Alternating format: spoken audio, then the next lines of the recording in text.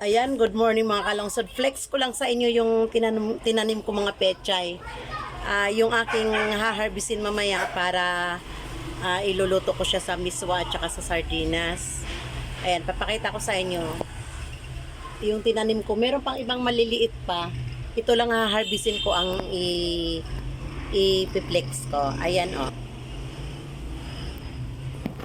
Ayan, ito haharbisin ko na mamaya. Ayan, pwede na siyang harbisin eh. Ayan. Diba, libre na isang kainan. Ayan pa siya. Ayan.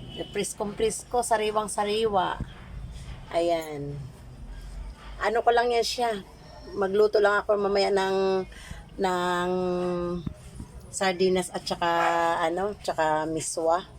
Tapos bago ko hanguin, ilulubog ko lang siya tapos hanguin ko na para ma-half cook. Ayan, ang sarap tignan, ang sarap siyang kainin kasi priskong-prisko at saka tanim mo. So ayan lang mga kalungsod and bye-bye, good morning. Ayan mga kalungsod, haharbisin ko na yung aking kasi magluluto ako ng yan. Kukuha lang ako ng kukuha lang ako ng mga 2 piraso. Tsaka na lang yung iba. Yan, tama na to tatluhin ko. Kuha ako ng 3 puno sa aking pananim na pechay. Kasi magluluto ako ng udong at tsaka sardinas. So ito mga kalungsod ang aking lulutuin ngayon. O diba ang sarap pagka may tanim ka. So yung iba sa ibang araw naman yan. Ito lang muna ang aking kukunin ngayon.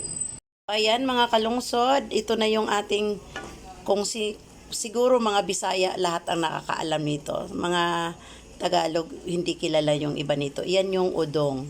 So iyan yung hindi ko na inano yung pagluto ko kasi alam naman natin, gisa-gisa lang. Pagkatas lagyan ng sardinas, lagyan ng tubig, na yung udong.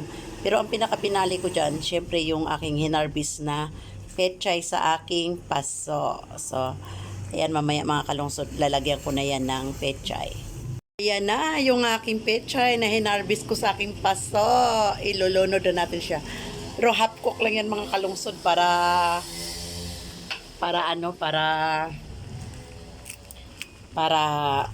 malutong-lutong pa rin siya. Yan, ganyan lang kasi hindi ako kumakain ng kanin. So ito lang ang papakin ko, yung gulay at saka yung udong. So ayan na. Kaya sinadya ko yan na hindi ko gayat-gayatin para masarap papakin. Kasi hindi nga ako kumakain ng gulay. Kung pang-ulam naman, dapat gayatin nyo. Sa akin kasi hindi to pang-ulam. Pang papak to.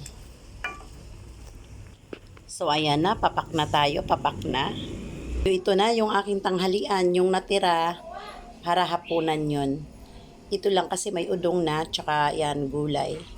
So, ayan na yung aking tanghalian. Kain na tayo.